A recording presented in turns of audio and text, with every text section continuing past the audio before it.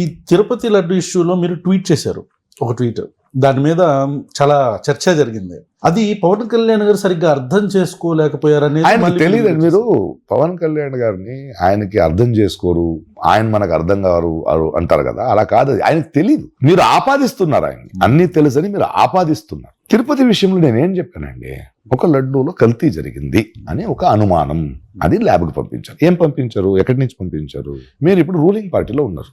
కల్తీ జరిగినట్టు అనుమానం ఉందంటే కల్తీ చేసిన లడ్డూలో జరిగిందా, వచ్చిన నెయ్యిలో ఉందా, ఇది కూడా డిస్కషన్ వద్దు నాకు. ఇది ల్యాబ్ రిపోర్ట్ రాని. ఇది ఎవడు పంపించాడు రా? ఇది పక్క రాష్ట్రంలో దిండిగల్ డిపార్ట్మెంట్ ఫోన్ చేయండి, తలుపు కొట్టండి, లాక్కరండి.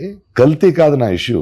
కోట్లాది మంది పూజించే పుణ్యక్షేత్రమైన తిరుపతి లడ్డూకి నీకు ఆర్డర్ ఇస్తే ఆ గేట్లోకి కల్తీని పంపించే ధైర్యం చేసేవరా అని లాగండి వాడిని. Exactly that should be. ఇందులో సనాతన ధర్మం ఎక్కడొచ్చింది? కొనేవాడు హిందూ, అమ్మినవాడు హిందూ, కలిపేవాడు హిందూ, తినేవాడు హిందూ. రాముడి విగ్రహాన్ని కూల్చేస్తే కోపం రాదా?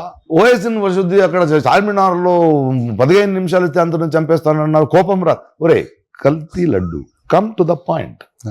మేము వీఆర్ ఆ డెప్యూటీ చీఫ్ మినిస్టర్. నీ నియోజకవర్గం ఈ స్పేస్ లో జరిగింది, చర్యలు తీసుకో, కఠినంగా శిక్షించు. సుడో నేను నాకేంటంటే దానికి I said don't make it issue. No, already రగులుతుంది దేశం, ఆల్రెడీ రగులుతుంది. వద్దయ్యా, ఎవడో ఒకడు వచ్చాడు, నువ్వు వచ్చావు, కొన్ని అర్థం.